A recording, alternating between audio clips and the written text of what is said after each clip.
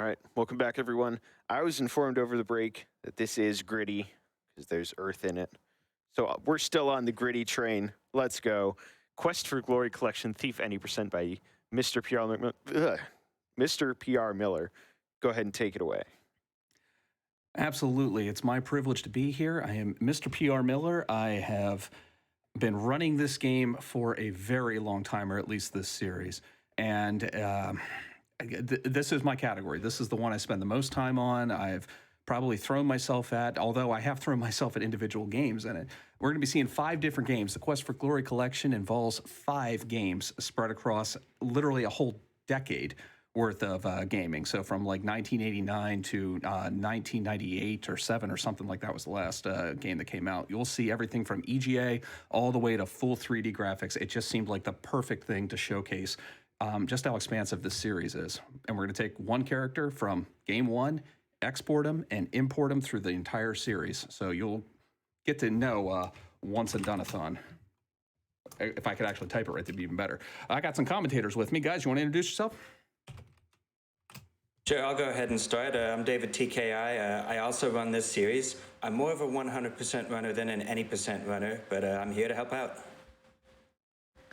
And I am Lemmy, and I'm one of the newer runners. I've been running these games for about a year. I mostly run any percent similar to Miller. He's a lot faster, though I do think I have the record in one of the other classes, but we're looking at one of the faster classes today in the Thief. He's not kidding. He stole my fighter run, so I'm going to have to come back for that at some point. But this is Thief. I mean, no, Thief is my baby. I love the Thief. This is the one I try to get into pretty much everything. And I don't think we should waste too much time here. You guys ready to get going? Let's do it. All right. You'll notice I have a whole list of stats here. They start you out with 50 points that you can pump into things. I'm going to give myself 40 in strength, and we're going to take magic, which is the end-all, be-all solution to all of life's problems. And I am pretty much going to start a countdown if everybody's ready. Ready, commentators? Ready. All right. Let's go in 5, 4, 3, 2, 1, and go. All right, so we're going to immediately start pumping up the game speed because Quest for Glory 1 goes very quickly. We go straight to the magic shop and get the open spell because all we need to beat this game are the open spell and 40 strength. Once we get the open spell, we're going to go straight to the Brigand Fortress. Now, I should point out that we are running version 1.0, the original Heroes Quest, and that comes with 2 things. It has high-speed hero, but it also allows you to use the hide-and-go-seek password without hearing it first, which will get Fred out of the way, because Fred is a super tough troll who wants to mess up your day. So you get him out of the way, you can get to the Brigand Fortress, you can sneak right past Toro if you wrestle the bushes without letting him see you first. Then you go inside, you use high-speed hero to get past one rope, but gotta hop over the second one. You end up in the cafeteria, where the 3 Stooges are gonna come and get you, but this is not too difficult of a room, just type in the commands correctly. In Yorick's room, the safest thing to do is to use cast to get him out of the way. Probably Miller's not going to do that. If you just YOLO the room, you can get through it quickly. But safety saves all around because it's very easy to mess up something at these high speeds and then get the book thrown at you. So in Elsa's room, you're supposed to have a Dispel Potion for this point in the game, but you're going to cast the open spell to allow movement again, which is going to allow you to leave the room before she kills you, and then, well, that's Quest for Glory 1. Did everybody get that? It sounds like everybody might have, but man, I gave you way more time than I should have on that. There was a lot of mess up. Even before the game actually appears on the screen, I'm actually typing a button, the F4 key, which activates something that's called High Speed Hero. It increases the frame rates of the games, which is kind of nice. I mean, it's only in this version of this game. It's not in any other place. So we're playing it a lot faster. That was about 19 seconds or something ahead of where my record is on this, so I'm a little embarrassed that that happened that way. Should be noted, still faster than David or I.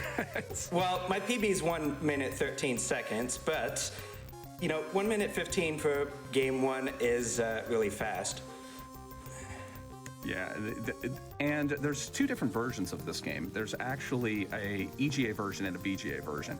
For purposes of the collection, we allow runners to choose whichever version they want, since they're both official releases. And they each have their own ways and means. One is a point and click where you actually use the mouse. The other's you're typing on the keyboard. This one is done in a minute, but its ending is like 3 minutes long. It's actually about 3 minutes and 30 seconds long. And the next game, or if you were playing the remake, the VGA remake, that takes about 3 minutes to get through, and the ending is about 1:30, but everything's got to go right for that. So realistically, the EGA ends up being just slightly faster by, what would you say, David, about 30 seconds or so? About a minute. A minute? Okay, yeah, I agree. I mean, it's been so long since we've used VGA.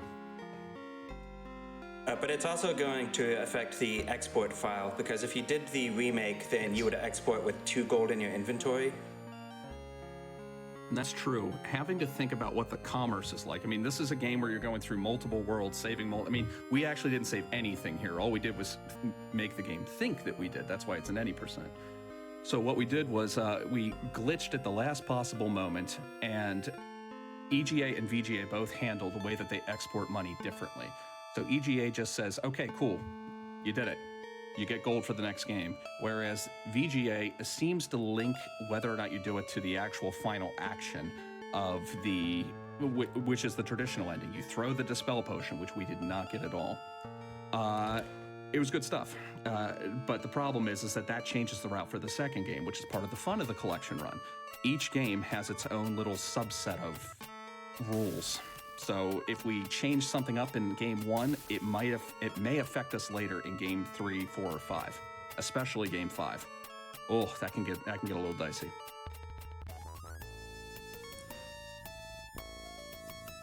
I'm gonna be. Should also be noted that, especially in this first and second games, we're picking up some spells from different magic shops that are going to be helpful for games like all the way to the end.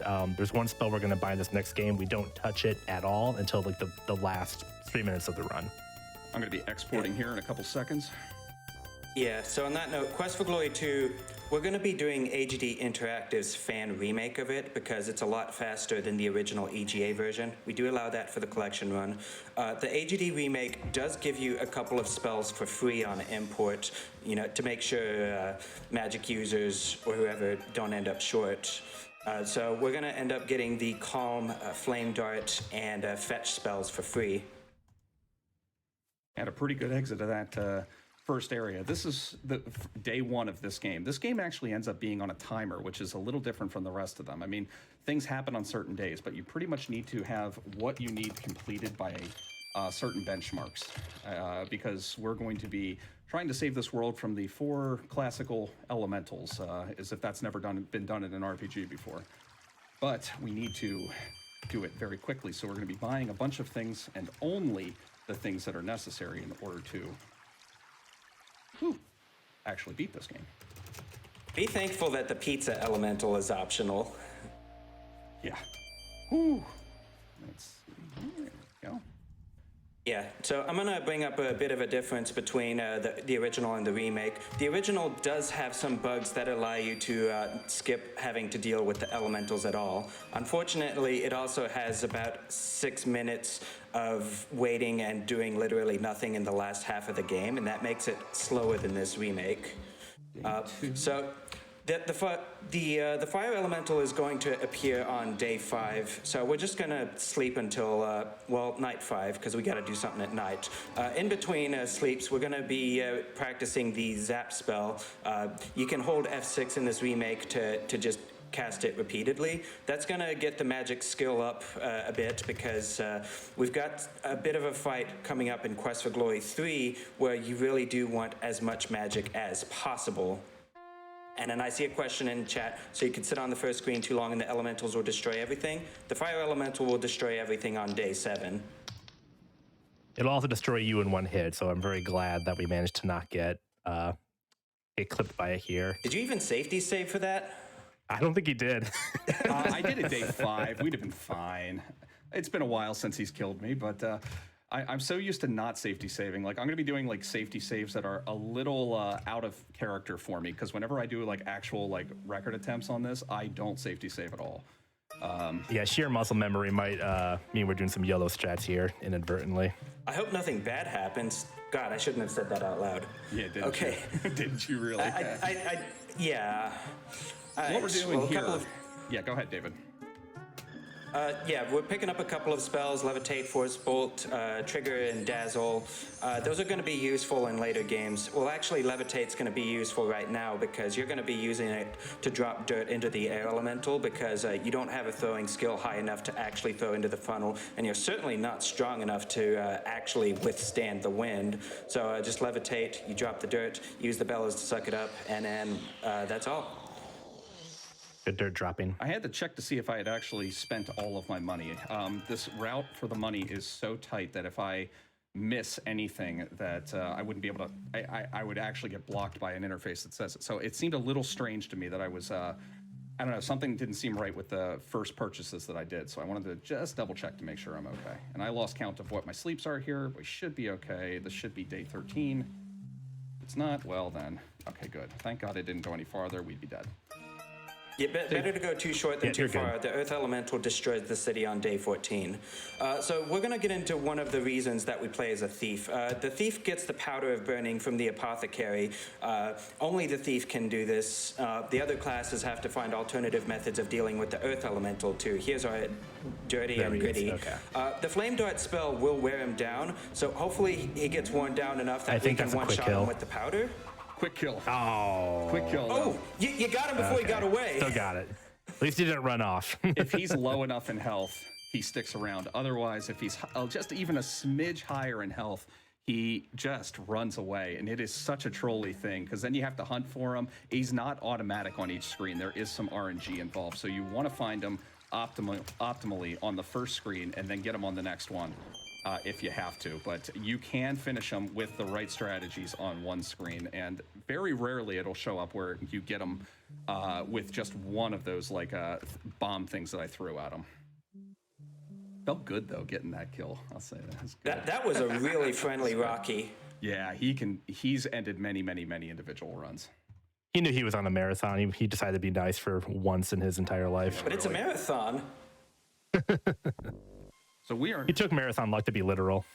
We are actually on our way to the next area now. Everything's been solved. There's been no problems, or at least we actually were a hero. If we were playing the EGA original of this, we would not have actually solved any problems at all. There is a way that we can glitch out and completely leave the elementals to destroy the entire town. It's great. And then you can run off to the next city. Everybody calls you a hero, but they're still stomping around the place. These games, these are some of the most lovingly made games. The creators of the games, the Coles, they are still very involved in the community. But man, is it fun to show them just how far we've broken them. I was going to say, after this game, that we're kind of, we don't really have a lot of heroics anymore. This is really as much as you're going to get. 4 is pretty heroic. Unfortunately, 4 is heroic. Except for, well, spoilers. Yeah. Oh, it's funny. Yeah. So we are approaching the primary reason that we do run the remake of Quest for Glory 2 rather than the original, which is the Razier portion. In order to advance the plot in Razier, you have to go to sleep at your room in the inn. In the original version of the game, not only did the room not open until the night was young, there was no way to rest or otherwise advance time. So you ended up having to wait 3 to 3.5 minutes for your room to open, and that's if your vitality was low and you took the spiked drink on purpose. Let's see if he gets the door warp. Oh yeah, door warp. Take my time and get a door warp. It's a marathon, why not? Yeah, for whatever reason, there is a line of pixels on that door that will automatically teleport you into the bar here, as opposed to just running towards the door. Saves about like 2 seconds throughout the run, but it's swag. It's important. I was very careful clicking on that cup. Oh yeah, you don't. Yeah, if you don't click on that cup, the game's over. By not drinking, you've insulted Thigner Ferrari, and he kicks you out of the bar, and the game's unwinnable. Actually, if he puts the cup in front of you, but you don't drink from it, you're fine. You just don't get the time advancement, which means you're going to waste like a minute until you can rest again. Yeah, true enough. So now we are trying to be heroic. We are going to be handing over some clothes to this nice young lady who wants to escape the city. We are in kind of a real dystopia here. I mean, this is the sister city of the beautiful place that we were at before that was being attacked.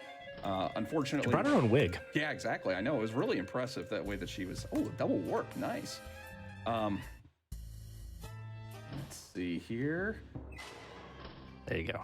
But because now we don't have our visa and we've helped somebody escape, they have thrown us in jail. Luckily, they can't take our magic. Even if they can take our items, they leave them right outside. We can immediately get out of prison and meet up with our good friend who will show up a couple times. I'm free. Oh, dang it. Very glad you did not cast open on the guard door. It can happen. There's any number of places. You're not really safe in any screen on this game. There's always something that can just auto-kill you. Yeah, the Lost City Speaking is of going which- to be pretty dangerous. First, we're going to have the log jumping thing, There it is. which we safety save for it because. Oh, did you? Oh no, yeah, that's why we safety save. Yeah, can't believe it's I very did that. easy to. It's very easy to mistime that. Pretty difficult to do. The open spell will get rid of the rots, no problem. Otherwise, you'd need like 120 strength or 90 lock picking to deal with it, and we don't have that. But next is the fire room, which is going to drain your health very quickly. And since we imported with low vitality, low strength, we're going to have to actually stop for healing pills while going through this room. 2 of them just to be safe. But you get And you got through it okay there. Yeah. Whoop! And then you just Okay, fall. good. Which is dangerous strats. I gotta remember I'm 3 to 4 seconds behind. You can get down safely, but it's slow, so we're just gonna face plant.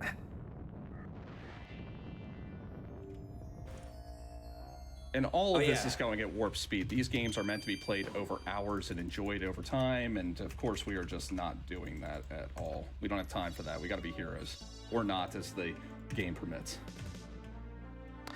So that genie gave us 3 wishes, 2 of which Miller used for important stat bumps, and the third one, very important, we have to make sure we actually teleport to the plot. If we don't do that, we die. Yeah, speaking of, it is possible to run right up to Adavis and then just knock him over, but usually Force Bolt is the safest way to deal with him. And that's Quest for Glory 2. That's 2 games down. Yep. Way to go. We're going through 9 years of games in about, what, like 55 minutes at this point? Yeah, it's going to be about that. I'd say 56 at this point. This game is just lovely. I love playing the Quest for Glory games, and particularly 2 was the one, whenever I started doing the whole collection. I mean, 4 is my first love. I love the 4th game. That is the one that I've probably spent the most time casually playing. But the one I was most scared of, and the one that scares most players off of at first, is the 2nd game because it has a very complex system. I recommend getting this remake. It is free. You can just type in Quest for Glory 2 Remake. You can download it right now.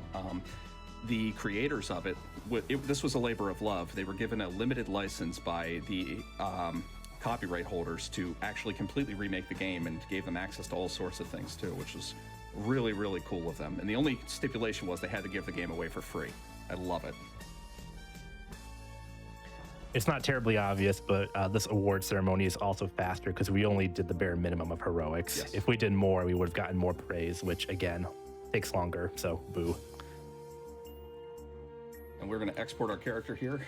Exporting and importing during the collection run is actually one of the big things for timers. So I did not transfer my character. Give me a second. I can see you beside yourself. Yeah. I usually don't stream on OBS, so this is an okay thing. There it is. Cool, here we go. There it is, One-and-Done-athon, heading into the 5th game. A little bit low on the magic points. I'm not concerned. Yeah, with some newly discovered strats, that shouldn't be too much of a problem. Yeah.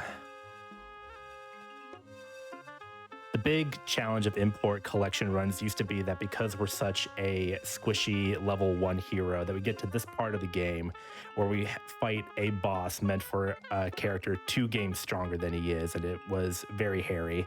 Only recently have we found ways to actually make that a little bit safer.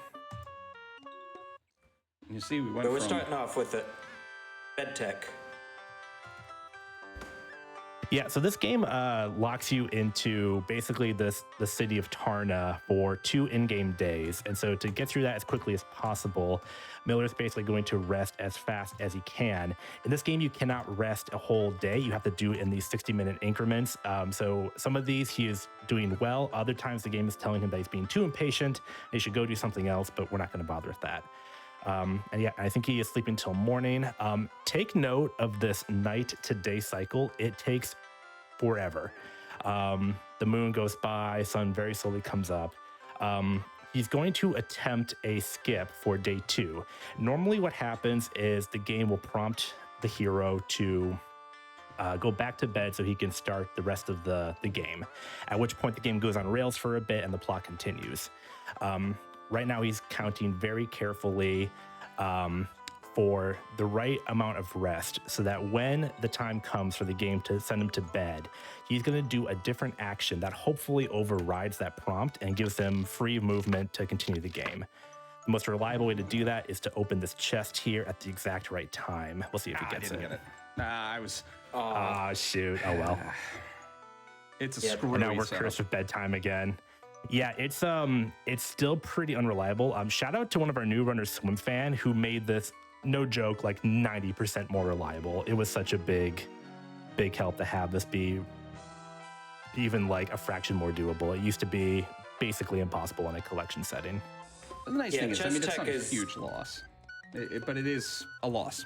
And a loss is a loss in a speedrun. You get very upset at losses. Yeah, if you get it, it's about 10-15 seconds, which over the course of an hour, not too bad, but you like it when you get it. Right, but coming up is another glitch that we call DDD. So traveling on the overworld screen with Rakesh, when you go to the second screen, very quickly, it's gonna give you control of the cursor. So in that split second, you can switch to walk, take control, and you've broken the walking script. And that's going to break the game in a lot of ways. First of all, you're in complete control. You're no longer on autopilot, so you're not progressing the plot. Time no longer advances. You will not get any random encounters while you are doing this. But most importantly, the game thinks that you are still being accompanied by someone. So when you enter the 4th screen, the Lost City screen, the game is going to notice that flag and immediately resume a script that happens at the end of the game. Which is this monkey taking you to the end of the game. Yeah, shout outs to our commentator, David, who was the one who accidentally discovered that during a run. And it killed his run, as I understand it, but we've all benefited since then. Yeah, I was doing a 100% run, and I was just clicking, and then suddenly I had control, and I broke everything, and I couldn't fight anything, but it was for the greater good. Yeah, the neat thing about that script is you have the lion who is telling you all the things and what you should do and how you should be a hero using your unique set of skills. Well, instead, we actually call that the DDD, and it's named the David's Do-Gooder Ditch Glitch.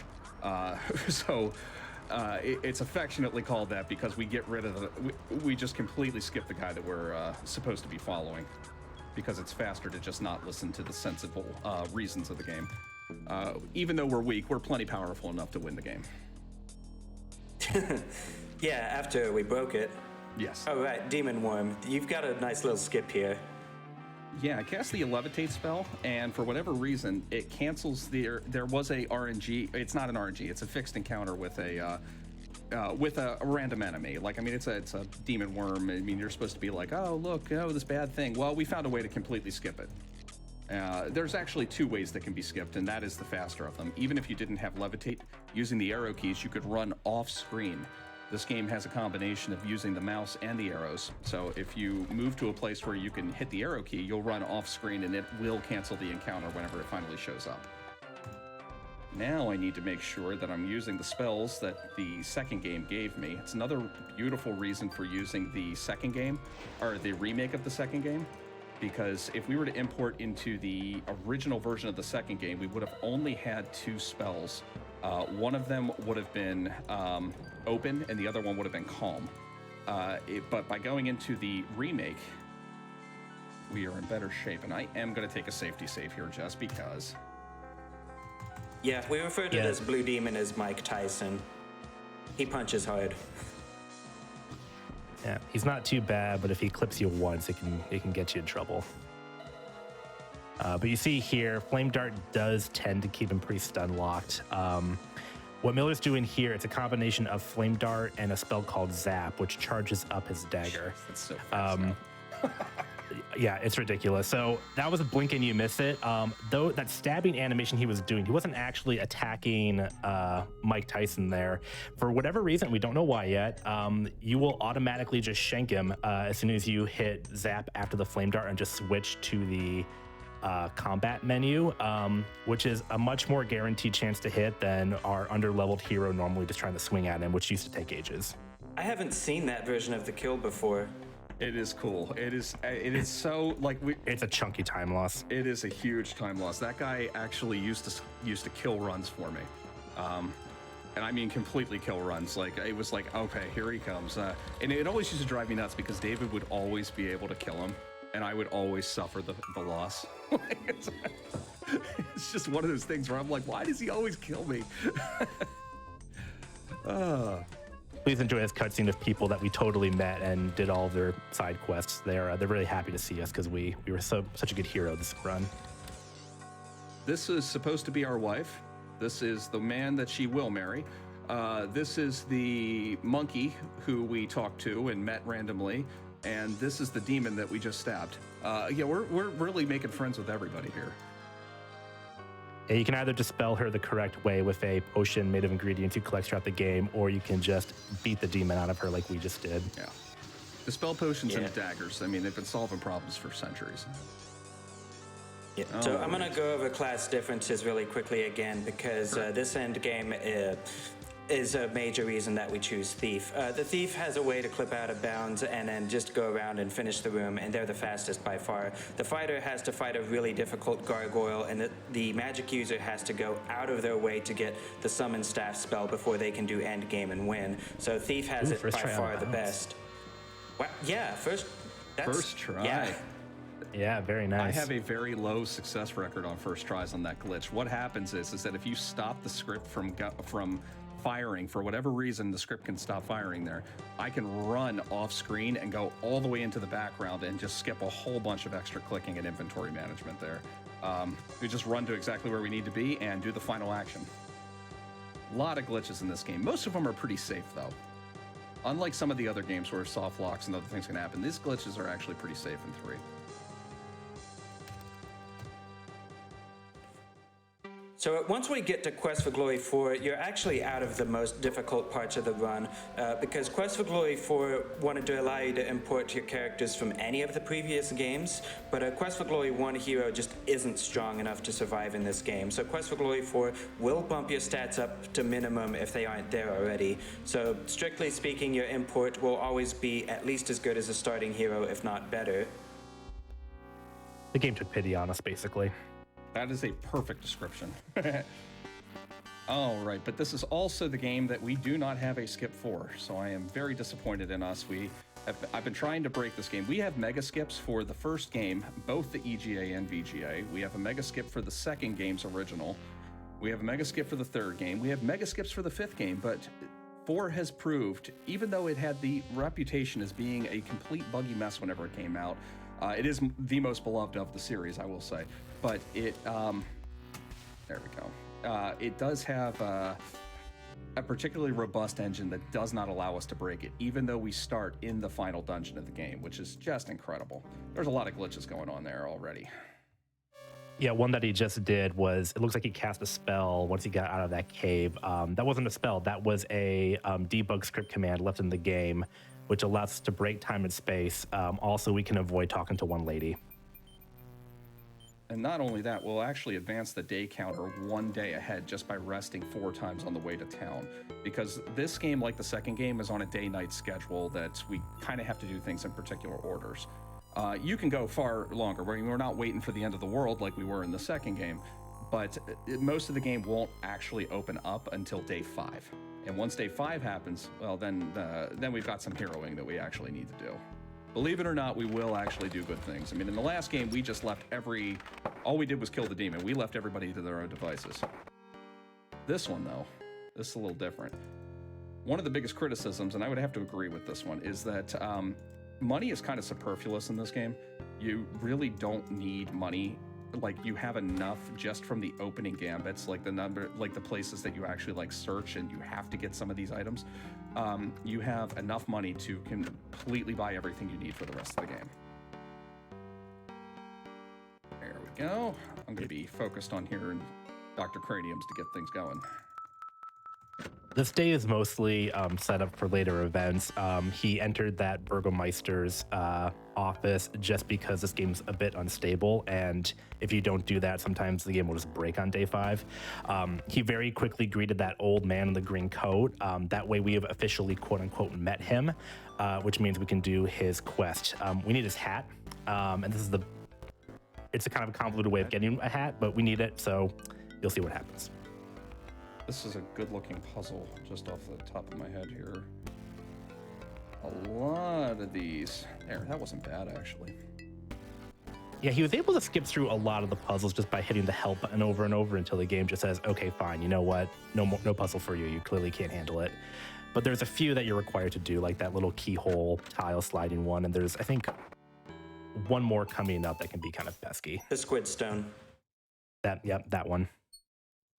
Which is unfortunate. That puzzle's awful. Mm-hmm. Yeah, so one really nice thing about importing into this game with magic is that gives us the ability to get the glide spell, which is by far the fastest way through the swamp. Acrobatics is quite slow, and wading through it, if you're strong enough, is a nice middle ground. But we do have to fight this one Chernovi wizard, and I think, yeah, Miller just pelts it with flame This is darts. fighting, right? Yeah, just, spamming the left mouse button. This is fighting. Usually 22 or 23 casts, depending on spell gains. And that's something we didn't really talk about. There are random stat gains throughout the game. And I got to count here, so 1, 2, 3. Yeah, anytime you use a skill, you'll get some amount of experience toward that skill. You get enough experience, your skill will go up. Usually 1 to 3 or 2 to 4, depending on the game. But yeah, every time you use a skill, you get better at it. That's what So he is Morrowind rules. resting till nighttime. Some will-o-wisps show up that we need for a puzzle. Will-o-wisps, excuse me, of course, being the ghost spirits of dead children. I don't mention that for any reason in particular. I'm sure it won't come up again. Oh my gosh. Now I feel bad laughing about it. We're heroes, everyone. Oh. Yeah, this is one of the few puzzles we can't skip. If you try to skip it, it will just say the solution's in the monastery. He's also going through it relatively slow because if you click those letters too fast, the game will not register it as a success and you have to do it all over again. I'm going to take a Wraith encounter there. There's little pockets and burrows of bad guys in particular areas.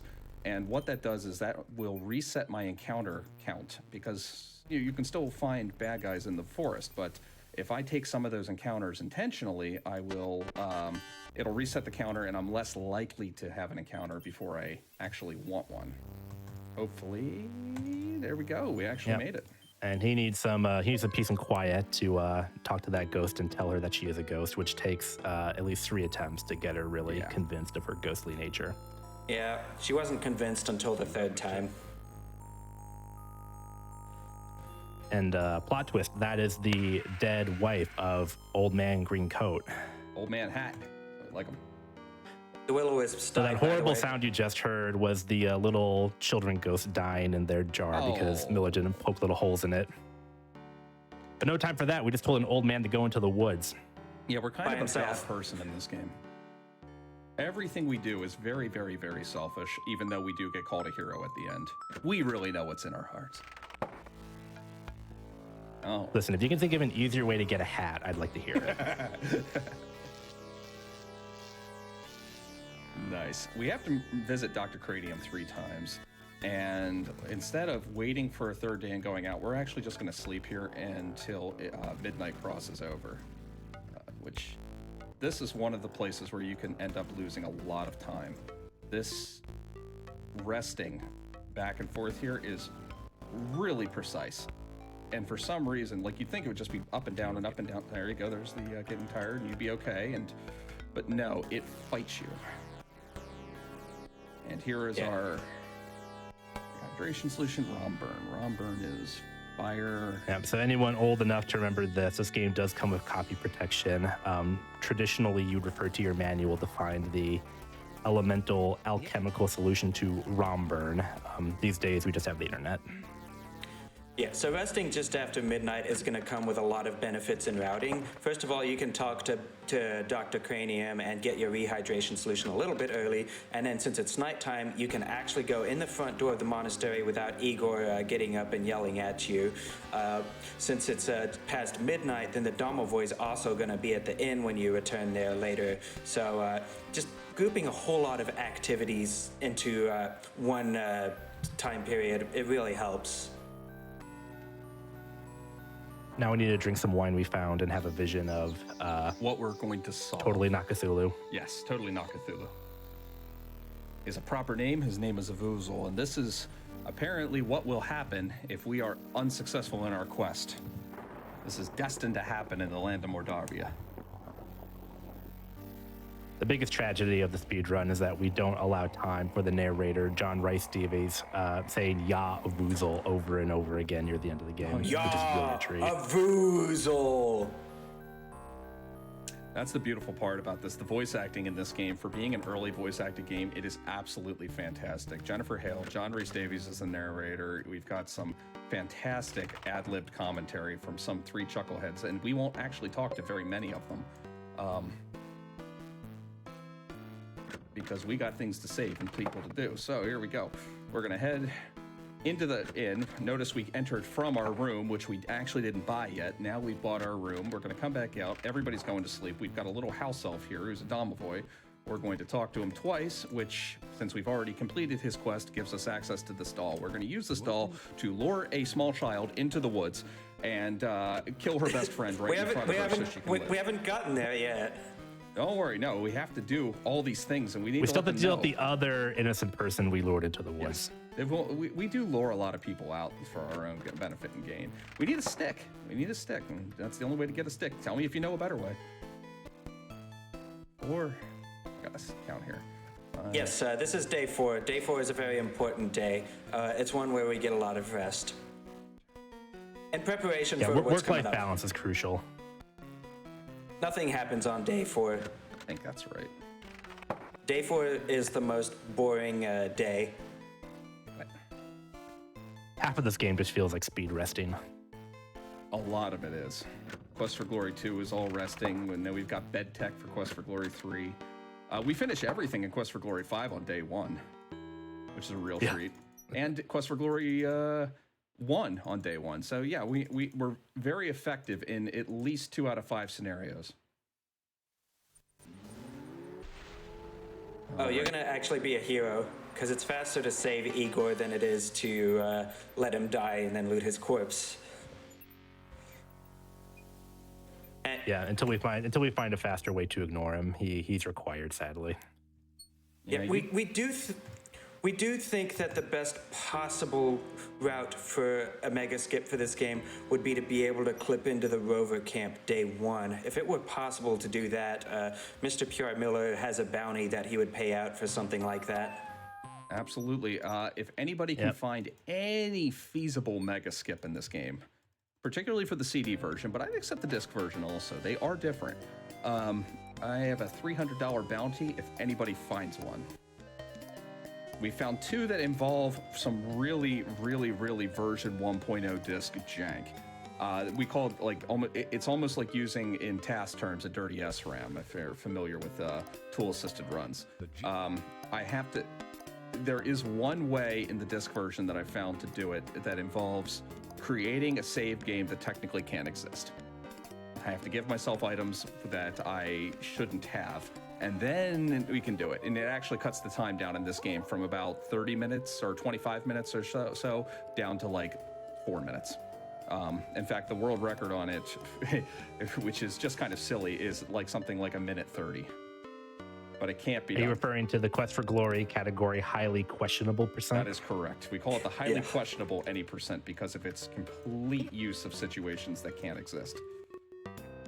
There is another one that was found by Well, apparently it was pretty known, but I believe one of our community, Brainiac, had found that the chest inventory does copy over and continue between saves, which is kind of interesting because we can create some neat scenarios there, but it still requires the setup of a glitched game in order to be able to use it. So we kind of DQ'd that also. So far, everything requires doing something else in a different game. Ooh, that is a bad guy. I don't want to fight that guy.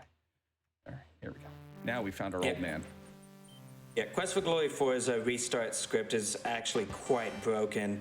At some point, Sierra made it so that clearing out all the flags and stuff was the responsibility of the game rather than SCI itself. And unfortunately, Quest for Glory 4 didn't quite pick up on that. So there's a whole bunch of stuff that should be reset, but isn't. All right, here's the Wraith fight. All right, fingers crossed. Who's a fan of Metroid? Got him. Because we're going to be using the Thief's acrobatics move. That was and good. To do Oh, that's good. That was that clean. was I a love that. really good fight. That's one Amazing. of my better ones. I don't have a very good track record on that guy. He always seems So to the ruin ideal my is my best runs. you get some screw attacks in until your stamina gets pretty low, and then the Wraith actually hits you with one of its projectiles. But if it does so at the right time, then you're right there in front of it, and you can just go to town on it with a zap power dagger, and it goes much, much faster than either screw attacking until you run out of stamina or shooting fire darts at it, all this other stuff. So that was great. That was like by the book. Yeah. Oh yeah, we needed that hat to bribe a skull. That's why we killed that old man. Yeah, it's one large fetch quest that's pretty convoluted and involves a lot of murder. But this is We're a person. heroes. This is a character that we're meeting who was originally in Quest for Glory 1. Now, if we were doing the 100% route, we would have. This is the ultimate big bad of the area. But the game assumes that you've met her at some point. I mean, it would have taken a lot of extra effort to program in a first meeting here and other things. So, canonically, you do save the first realm that we just kind of ran through, that first game. You do save it from this ogress who is Baba Yaga in her nose humor, and her chicken hut, which is always fun. I just thought she was here the whole time. I just thought she was mean to us because she's just a rude person. She does turn us into things. But now we've given her an elderberry pie and some garlic. She's our new best friend. She will now give us the things that we need to potentially destroy the world. She is one of Which those are chaotic 5 pieces of paper. 5 pieces of paper. Yep. Yeah, Hero here is the original DoorDash, delivering Baba Yaga's groceries to her in exchange for Eldritch Dark Ritual. Man, that's a currency. I don't even know what the exchange rate is on that. All right, into the crypt to find ourselves another person to lure into the forest. This crypt slash castle is a good opportunity to grind up our open spell skill, which we need to be at a certain value for it to actually properly import into the next game. Yeah, basically, Quest for Glory 5 Dragonfire will allow us to import spells, but if our spell skill is below 50, then it won't import properly. So you need to make sure Open and Trigger are both at 50 plus. Luckily, since we bought Trigger in Quest for Glory 2, it started at 50, so we probably don't have to worry about that one. But Open, we're going to be using on all the doors in these castles, which is actually pretty convenient because since we are a thief, every single one of these doors is locked, and we'd normally need a thieves toolkit to open them. Luckily, the open spell will do it for us. So, yeah. A little bit of struggle there, but all things considered, we're still in good shape. That door was fighting me for some reason. I've never had that happen. I can say that. It's marathon time. Yeah, for a second I thought maybe we had discovered an exciting new soft I lock. know, I was very upset for a minute. I was like, don't do this to me. This is not one of the places you're supposed to screw up, Quest for Glory. Soft locks are a very real reality in pretty much every game in the series. There's lots of things you can do that the developers did not plan on. What I did Yeah, even that race fight can hit Hero on his butt and cause him to sit like that for all eternity Yes. and ruin your run. haven't had that happen in a while.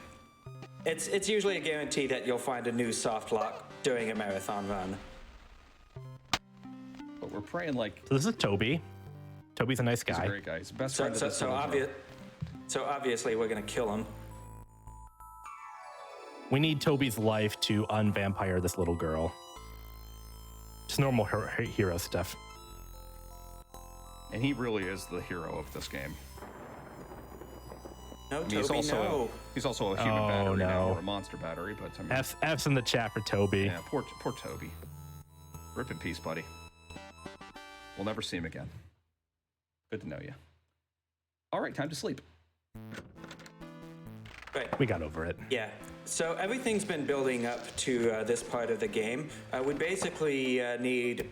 Well, first of all, we need Arana's staff in order to get the note from Ada Vis, but we also need to give the gnome his humor back and learn the ultimate joke. Once those two conditions are met, then we will get the fake note, which will start the events of Endgame. Now, that would normally lead us onto a quest to collect all 5 rituals of the Dark One, but we have already collected them, so that's going to make that quest very short. Got a little worried there that I may have rested too many times. We're okay, though.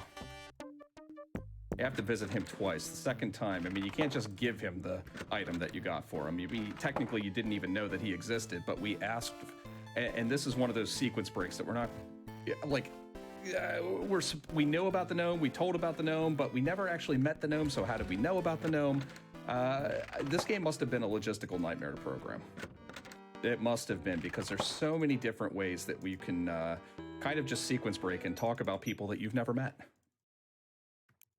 Which again makes it all the more startling that we haven't found a huge skip for this yet. Yep, this would be another good place. I'm going to meet up with our old friend Ada Vis, who was the big bad of Quest for Glory 2, and he's going to take us into the dungeon, which really does kick off the events at the end game here.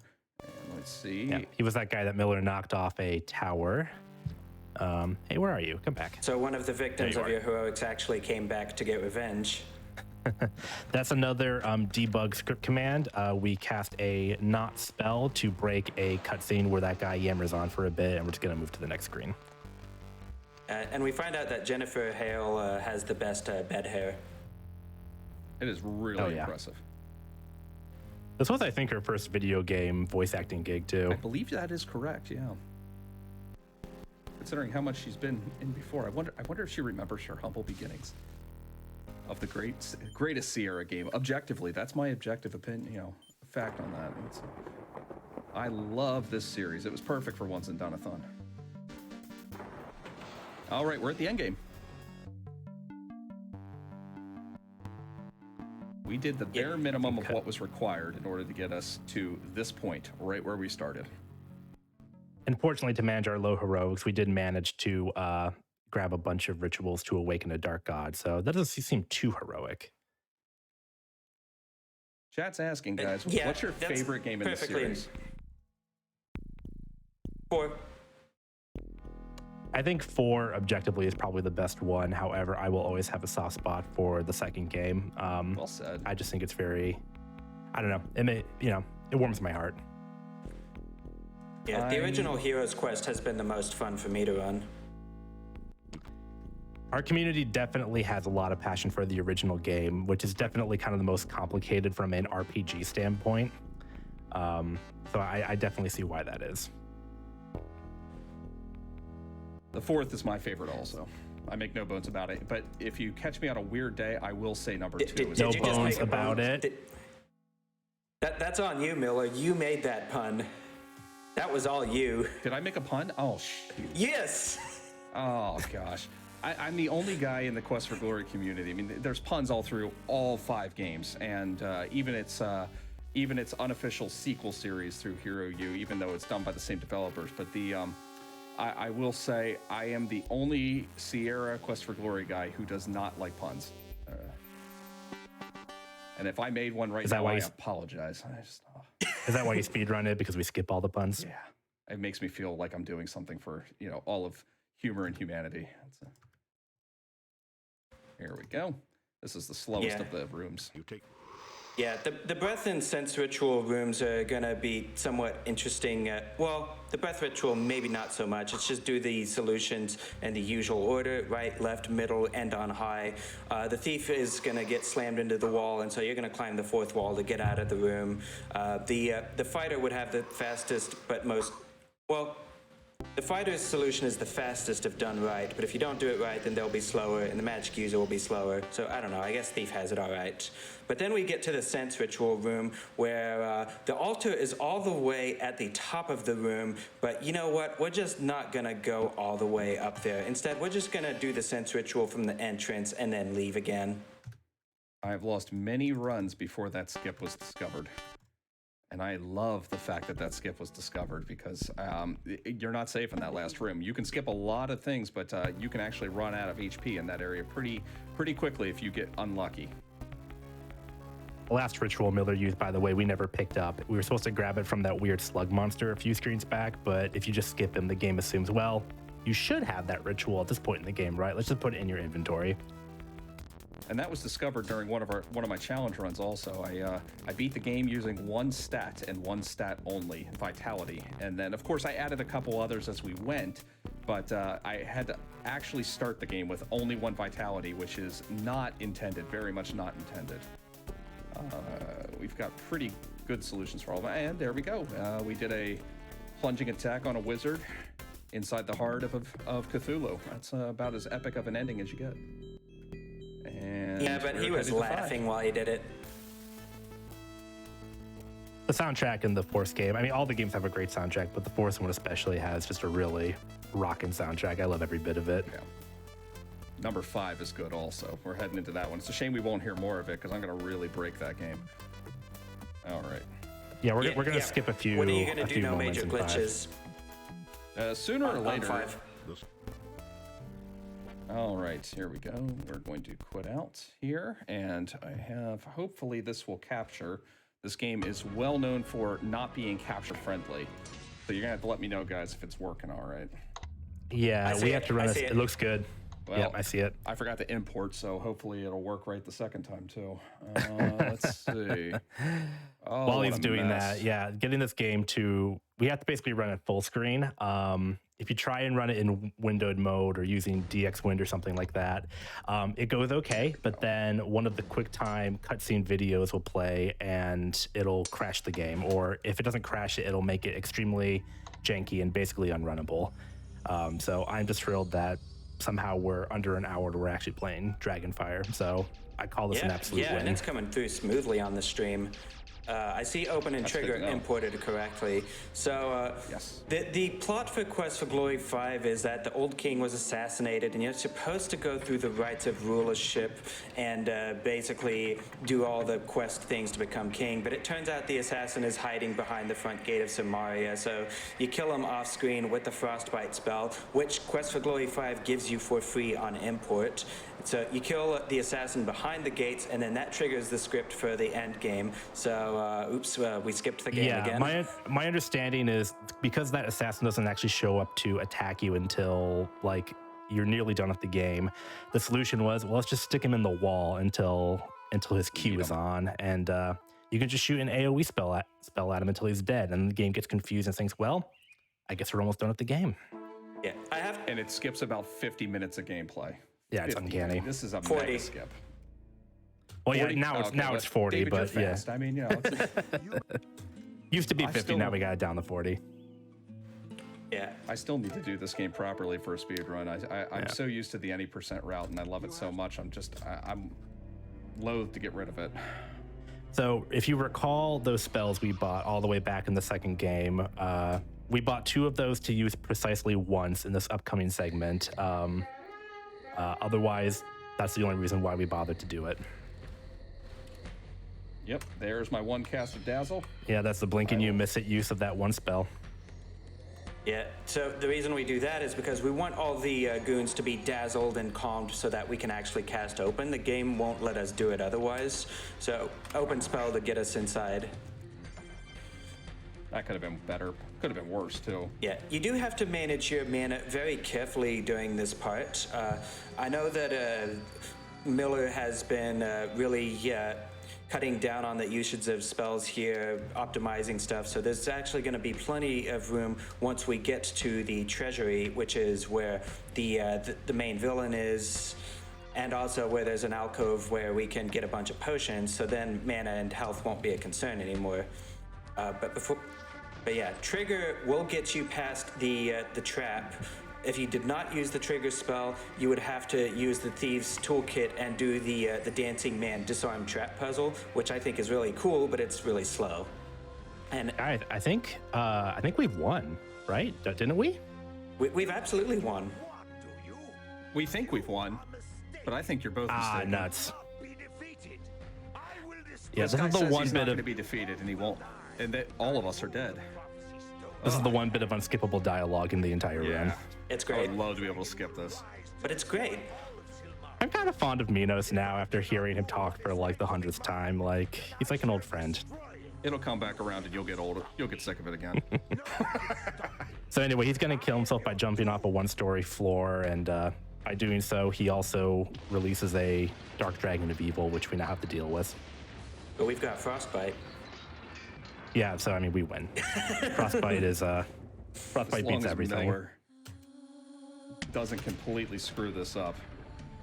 You are not safe until like the last possible moment in this game. Yeah, I mean, one of the fun things about the collection run is right up until the end, you have this harrowing fight with a dragon. Casually, it's probably very exciting, but even in a speed run, you're still stressed to bits because something could go wrong. The dragon could go left instead of right. I've had the game crash on me just because it decided I was taking too long with the dragon, so plenty of excitement. Yeah, there was...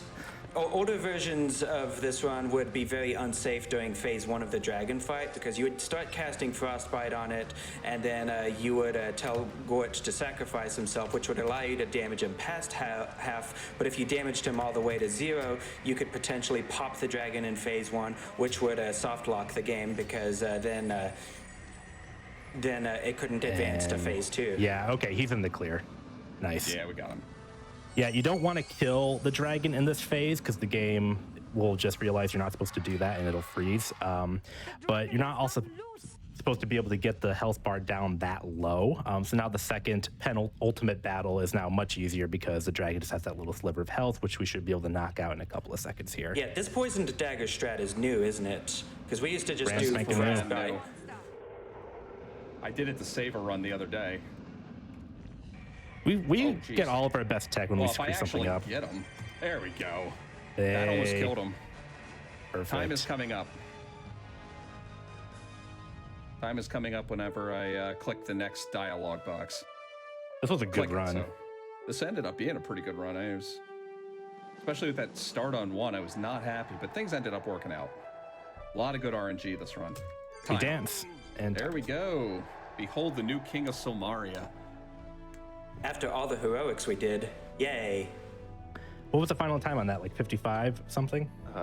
Probably 55 even if I had to take a guess. 54.58. I had a feeling 54.58. All right, just under Ooh. 55. I'm pushing and I'm getting close on some good runs down to 50 sub 53. So I got very close the other day. Just to give you an idea, this is a tradition that we do though. We have these deeds successfully completed, and you see, well, we've done 6 things. It's kind of nice. But then there's the to-do list, and you can see what you still have to do, which is new to the series. And we have all of these things that we completely skipped. We skipped so much, and this is definitely a game that's worth going through. In fact, it's a whole series that's worth going through. You have the option to export. It's completely not worth anything because there's nothing to actually import it to. They were planning to have a expansion pack or something along those lines. But it's kind of appropriate to have the export feature, even if it doesn't go anywhere, because that is what made Quest for Glory so neat. Save your hero forever. And that is Quest for Glory. It has been my absolute privilege to be able to show this game off, and I hope that this inspired you. This game is pretty cheap. It goes on sale frequently for $5, and normally it's only 10, all 5 games, and you can play the second one for free. So it's definitely worth picking up on GOG or Steam. It's on both. And our community is available for you on Discord. Yeah, I was gonna say I really like games like this. I might check this out too, just as a casual game for now. But speedrunning in the future. But I really like. Oh, it's fantastic as a casual. Yeah. Okay. Well, yeah. Thank you again, Mr. PR Miller, for the run and traditional one-and-done-athon. Goodbye forever. Hope to see you in future events, future GDQ events. But Thanks for having me. of course, yeah. So we are on to our final run of the marathon. I just want to say thank you all for watching this, for to the runners, to the people helping me, and I'll do more shout outs at the end because I'll have more time to think about it. But yeah, we're gonna go to a quick break and we'll be right back with Pokemon Let's Go Pikachu.